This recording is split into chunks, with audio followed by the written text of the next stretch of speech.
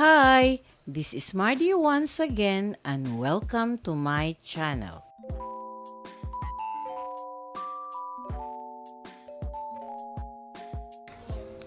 Hello mga viewers o subscribers! Kumusta kamong tanan? Welcome ug balik sa akong channel.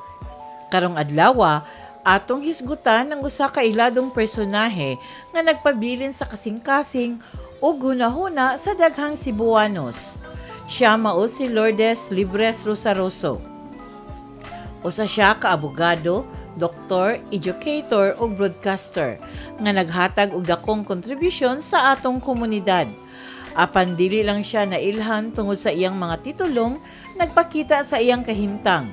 Si Lourdes Rosaroso usa-usab ka tawo nga nagserbisyo ug nagtabang sa mga kabus ug nanginahanglan.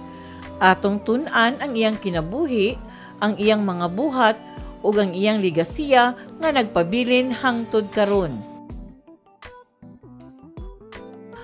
Kung bag-o ka pa sa akong channel, ayaw kalimot sa pag-like, comment ug subscribe.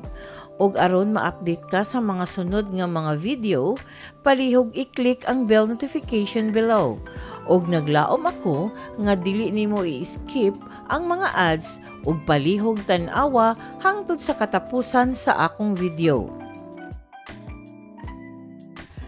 Si Lourdes Libres Rosaroso natawo niya atong Pebrero 11, 1935 sa Alicia, Bohol. Usa siya ka iladong Pilipina nga radio broadcaster, educator, abogado ug doktor. Sa tibuok niyang kinabuhi, nagserbisyo siya sa uban ug nagamit sa iyang kahanas sa paghatag og giya kabahin sa balaod, medisina ug edukasyon. Niadtong 1985, gitukod ni Rosaroso ang St. Paul Academy sa Cebu, nga nagsugod pinaagi sa usa ka 1-year nursing aid course nga adunay 80 ka mga estudyante. Ang pag-uswag sa institusyon misangpot sa pag-rebranding niini isip Cebu St. Paul College niadtong 1989 ug sa ulahi niadtong 2000 nahimo kining St. Paul College Foundation Incorporated ubos sa iyang pagpangulo. Ang eskwelahan gipalapdan ngadto sa daghang mga campus sa Metro Cebu nga naghatag og kalidad nga edukasyon sa mga estudyante gikan sa nagkalaing-laing mga sektor sa katilingban. Gawas sa iyang mga kalihukan sa edukasyon, nailhan si Rosaroso tungod sa iyang dugay ng programa sa radyo. Kini ang akong suliran. Ang programa milungtad og hapit 35 ka tuig ug ang pinakadugay nga pag-air niini mao sa DYHP sa ilawom sa Radio Mindanao Network.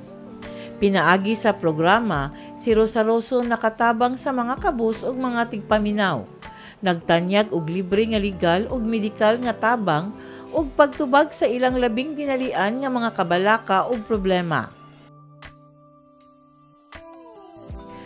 Isip usa ka abogado ug doktor, gigamit ni Rosaroso ang iyang kaalam aron protektahan ang mga katungod sa mga tawo nga marginalized ug kulang sa serbisyo. Nahimo siyang usa ka gisaligan nga leader nga naghatag og giya ug tabang sa mga tawo nga nagkinahanglan. Ang iyang ligasiya isip usa ka doktor ug broadcaster makita sa daghang mga kinabuhi nga iyang natabangan ug sa mga institusyon nga iyang gimugna. Si Lourdes Libres Rosaroso namatay niadtong Agosto 20, 2010. Apan ang iyang impluwensya magapadayon sa Cebu ug sa ubang mga lugar diin ang iyang mga buhat magahatag og inspirasyon sa mga magsunod sa iyang mga yapak.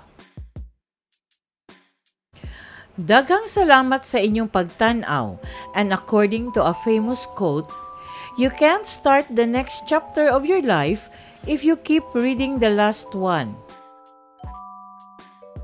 Special thanks to my source from Google, enwikipedia.org, and philstar.com, photo credits to webfacebook.com, and inspirational quote credits to blogbrands.com.